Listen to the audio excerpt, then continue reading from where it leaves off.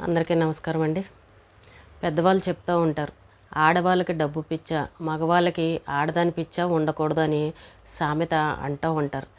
సామెతనే కాదు, అది నిజం కూడా.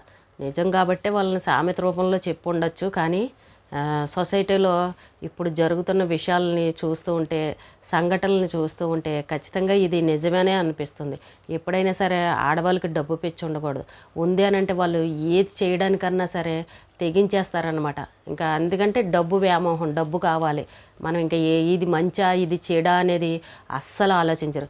అలాగే మగవాళ్ళు కూడా ఆడదాని పిచ్చ ఉంది అని అంటే భార్య, పిల్లలు, అక్క, చెల్లి, తల్లి, నాన్న ఎవ్వరు గుర్తురారు. ఇంకా వాళ్ళ కాళ్ళు కూడా పట్టేసుకుంటారంట. అంత పిచ్చలో ఉన్న వాళ్ళు కూడా ఉన్నారు ఈ రోజున. సొసైటీలో చూస్తున్నాం.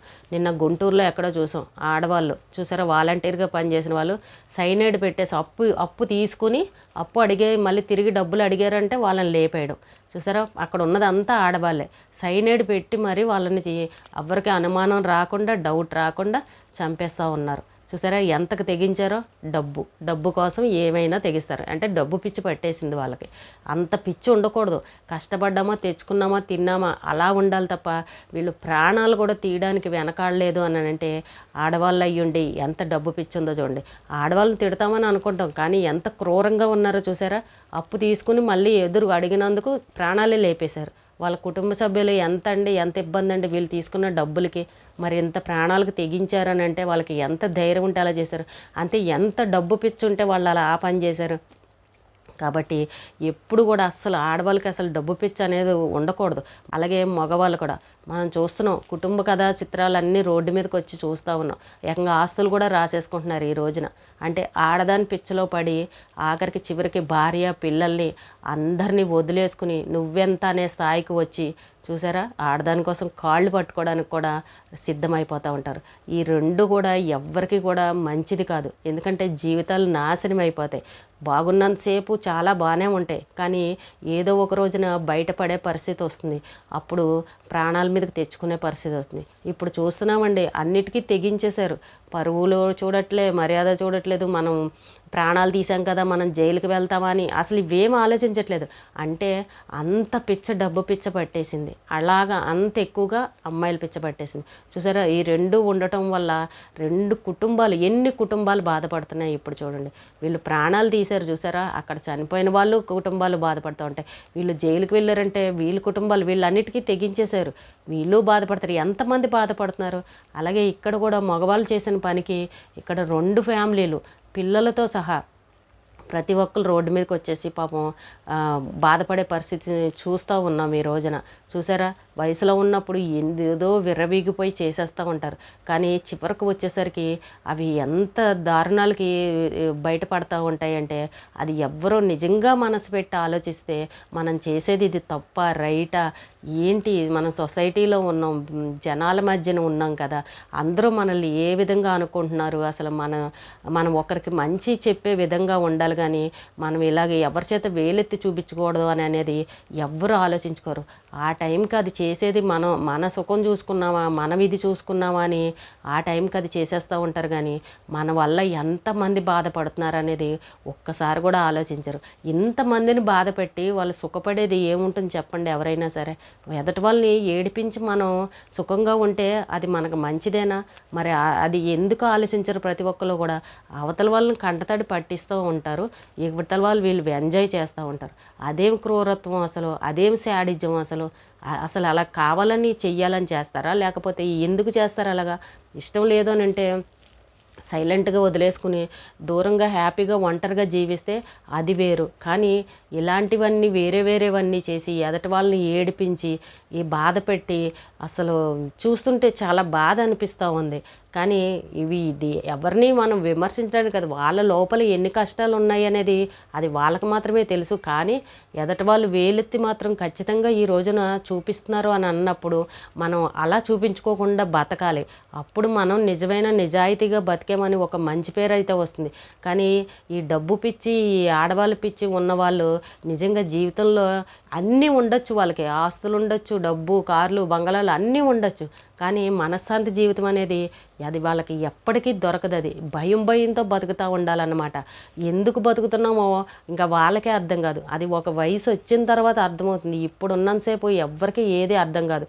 కాబట్టి ఎవరైనా సరే మనకు నచ్చితే ఉండడం, లేదు అని అంటే సింగిల్గా బతికినా కూడా ఆనందంగా బతకాలి. కానీ ఇలాంటి తప్పు పనులు చేసి డబ్బు కోసం దేనికైనా తెగించేయడాలు, ఆడవాళ్ళ పిచ్చుండి దేంతోనైనా వెళ్ళిపోవడాలు, ఇవి నిజంగా రెండు మన జీవితాలకి అస్సలు మంచివి కాదు.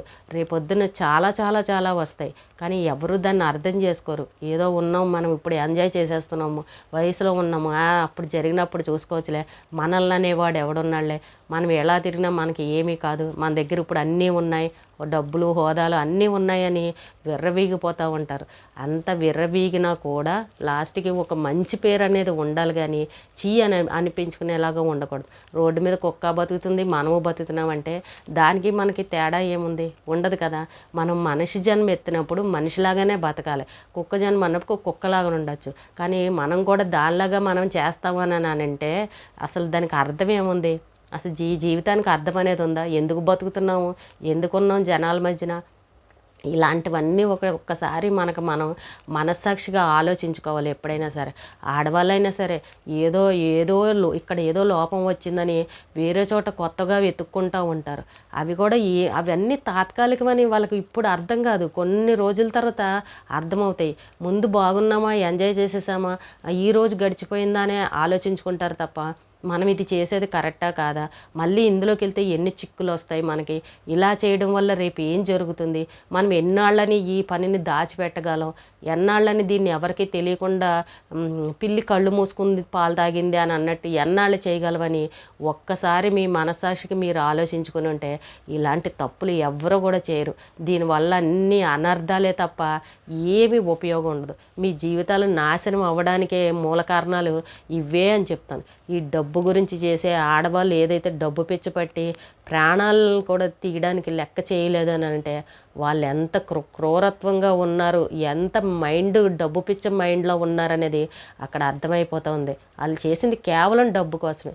కాబట్టి అస్సలు ఎప్పటికీ కూడా డబ్బు పిచ్చి ఉండకూడదు, మరీ అతిగా ఉండకూడదు.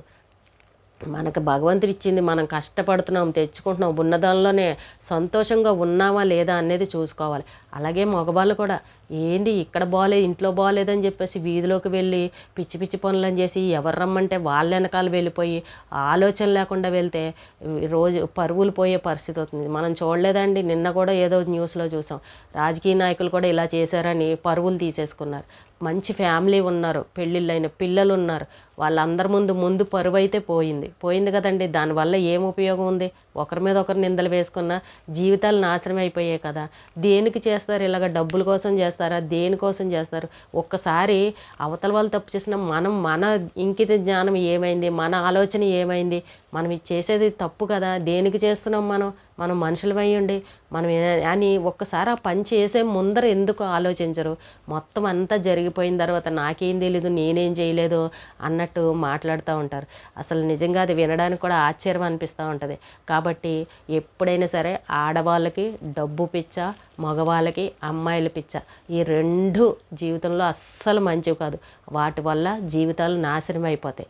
వాళ్ళు దేనికి విలువ లేని జీవితాలు అయిపోతాయి. కుక్క కంటే హీనంగా చూస్తారు సొసైటీలో. కాబట్టి ఆ రెండు పద్ధతులకి కూడా ప్రతి ఒక్కరూ దూరంగా ఉండాలి, తెలుసుకోవాలి. ఎందుకంటే వెనకాల మన ఫ్యామిలీ అనేది ఒకళ్ళు ఉంటారు. ఇటు ఆడవాళ్ళకైనా ఒక ఫ్యామిలీ ఉంటుంది, ఇటు మగవాళ్ళకైనా ఒక ఫ్యామిలీ అనేది ఉంటుంది. వాళ్ళని దృష్టిలో పెట్టుకోవాలి. అయ్యో వీళ్ళు మన రక్త సంబంధం వాళ్ళు, మనం వీళ్ళకి ఇంపార్టెంట్ ఇవ్వాలి, వీళ్ళే మనకు ముఖ్యమని వీళ్ళ దృష్టి వీటివైపు ఉండాలి. అలాగే ఆడవాళ్ళు భర్త ఉన్నాడు, ఫ్యామిలీ ఉంటారు, పిల్లలు ఉంటారు, మనం కష్టపడి తెచ్చుకోవాలి. సరే ఒకవేళ ఎవరు లేకపోయినా మనం నిజాయితీగా కష్టపడాలి. కానీ ఇలాగ ప్రాణాలు తీసి అవతల వాళ్ళ కుటుంబానికి మనం హాని కలిగించకూడదు. భగవంతుడు అనేవాడు ఉన్నాడు. మన ఏదో ఒక రోజున ఈ పాపం ఈ రోజు చేసామన్నా, ఈ రోజు గడిచిన ఏదో ఒక రోజు బయటపడుతుంది. మనల్ని ఎవరూ క్షమించరు. మనం చేసేది చాలా పెద్ద మహాపాపం అని ఒక్కసారి తప్పు చేసే ముందు ఆలోచించుకోవాలి. మనమే మనస్సాక్షిగా ఆలోచించుకోవాలి. ఈ రోజు చూసారా, ఏదో ఒక రోజు ఏదో ఒక విషయం బయటపడుతుంది. ఆ రోజున మన జీవితాలన్నీ గంగపాలైనట్టు అవుతూ ఉంటాయి. తలెత్తుకోలేని పరిస్థితి అయిపోతుంది. చిన్న పిల్లల ముందర కూడా సమాధానం చెప్పలేని పరిస్థితి. పిల్లలు క్వశ్చన్ చేస్తే మనము ఆన్సర్ చెప్పలేని పరిస్థితి. చిన్నవాళ్ళ ముందు కూడా మనం తల దించుకునే పరిస్థితి వస్తుంది. కాబట్టి ఎప్పుడైనా సరే ఎవరైనా సరే డబ్బు పిచ్చ అతిగాను ఉండకూడదు, ఇటు ఆడవాళ్ళ పిచ్చే అతిగానే ఉండకూడదు. కాబట్టి జాగ్రత్తగా మసులుకోండి, మంచి జీవితాన్ని అనుభవించండి, గౌరవంగా బతకండి సొసైటీలో. అది ఉన్న రోజునే మనం ఆనందంగా ఉండగలము. ఎవరికి హాని కలిగించకూడదు, ఎవరి కుటుంబాలని రోడ్డు మీద పడేయకూడదు. అలాంటి మహాపాపాలు అస్సలు ఎవ్వరూ చేయకూడదు. కాబట్టి ప్రతి ఒక్కరూ నిజాయితీగా కష్టపడి బతకండి. ఈ రోజుకి ఇదేనండి. రేపు మళ్ళీ కలుద్దాం.